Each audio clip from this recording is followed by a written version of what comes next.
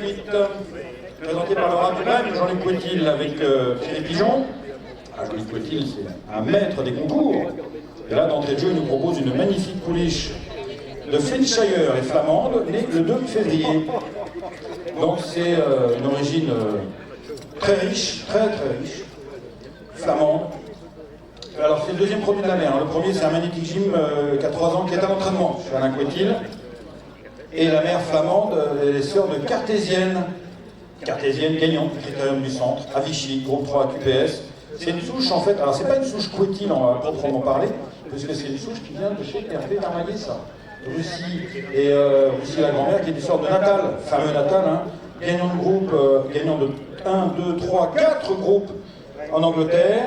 On trouve aussi dans cette famille Paula, qui est la mère de la grand-mère de Jésuba et la mère de Baron Alco, gagnant de groupe 3 Outre-Manche. On a aussi Hôtel-Dieu dans cette origine, un Erling qui avait gagné dans le terrain lourd le prix de l'avenir, groupe 3 QPS, l'hippodrome de Nantes, bien sûr.